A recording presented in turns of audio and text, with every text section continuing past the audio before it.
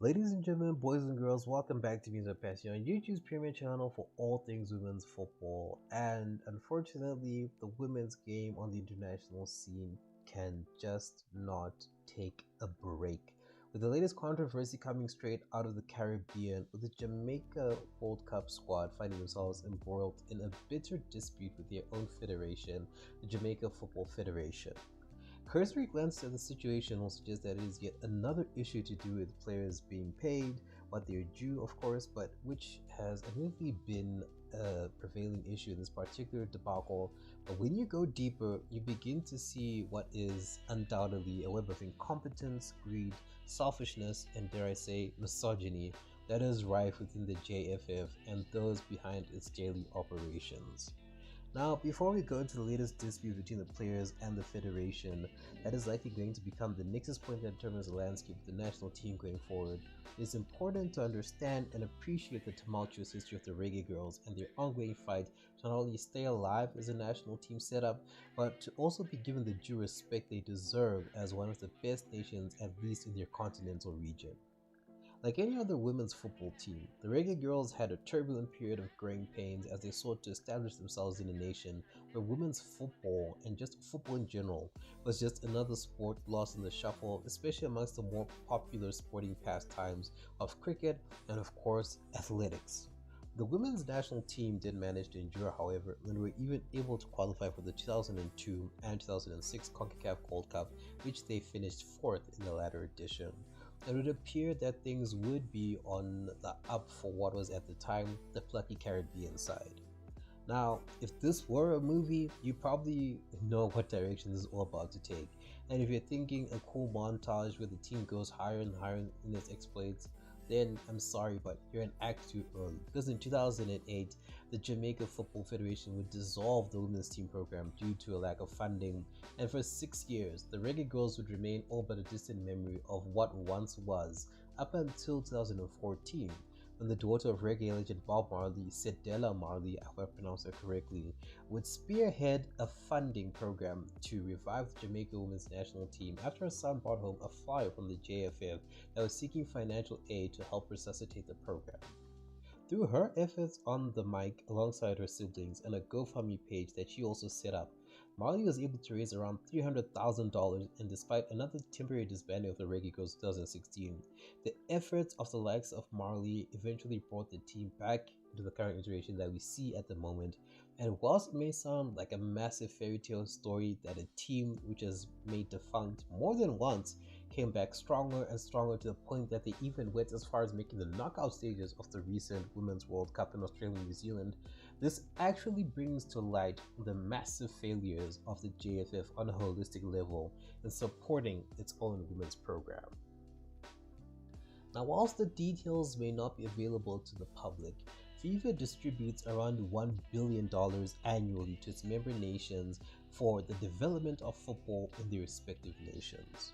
Currently, there are 211 nations who fall under FIFA's umbrella, and whilst the distributions are likely skewed based on the standings and performances of the different nations, for argument's sake, we have to go with the numbers that we do have and just crunch them a little bit to do some maths here.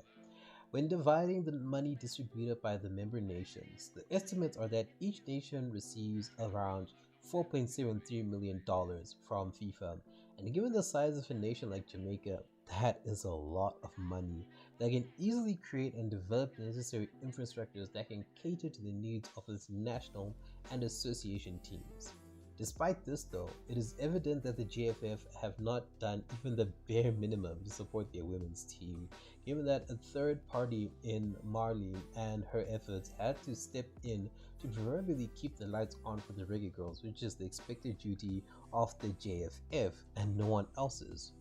In such a scenario, one has to ask where the money is going, because clearly it's not going towards the women, and this is evidenced by the paper trail of poor, subpar, and below standard management that has recently come to light but has been going on for what is likely a long time now.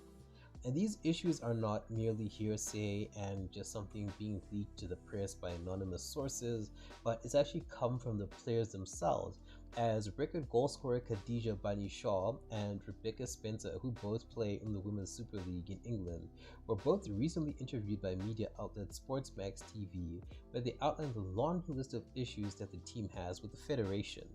The overwhelming theme from this entire interview is how a severe lack of communication and transparency has led to the current hostilities, as the players detail how the Federation have failed at every possible turn to simply provide basic communication on vital issues such as expected days of payments, starting 11s for a match, and even the backroom staff and personnel that will be on hand to help them in their pre-game preparations during international breaks.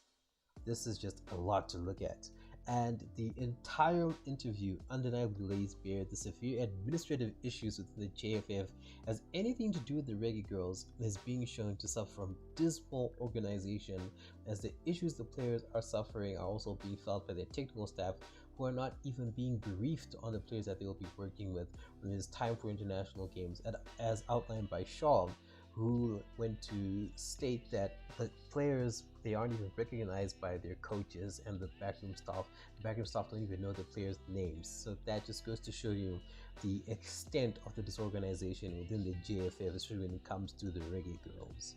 Now, the interview by Spencer and Shaw is a damning indictment on the current state of women's football in Jamaica. And really, there can be no doubt that the current regime is not fit to be at the helm of the JFF. With the current trajectory that women's football is currently going towards, there should be no tolerance towards the extreme incompetence that has been showcased by the JFF in covering the basic fundamentals that aid the women's team, not only their preparations when on national duty, but also in rightfully remunerating them for their on-field efforts as seen in the recent World Cup, just as an example. This issue is unfortunately not exclusive to the Reggae Girlz, as many nations have also been affected by such incompetence and disrespect by their respective federations. I've even talked about some of those instances ad nauseum in prior videos, but it does scream of a passive effort by the main head at the top of the table, which is of course FIFA, as their efforts to increase the standard of women's football have been really passive so far, but we've already talked about that more than once before. It's been covered to death, and these are the results of such a passive approach, as we can see. Now, a more proactive approach is required, and this just goes beyond players striking or refusing to turn up for international duty, as has been done by the Jamaica Women's World Cup squad here. The most recent matches to qualify for the Gold Cup, it was a new, entirely fresh group of Jamaican internationals who it's just pretty much just a hodgepodge of players who don't have any chemistry, who don't really know each other that well, and when you look at the results, they pretty much speak for themselves. I mean, it was just in October where they lost, I think, 10-0 to Peru, and that is just insane when you consider where the team was just a few months ago. But that just goes to show you the standards that the GFF have now subjected its own women's team to at this rate. Now, looking at FIFA, they're the only team with the necessary muscle to make it a reality in helping these players get better treatment and better attention from their respective federations. But as I've already outlined in this video alone, as has been outlined in previous videos, not only by myself, but other football personalities on YouTube and on social media and anywhere you might think of,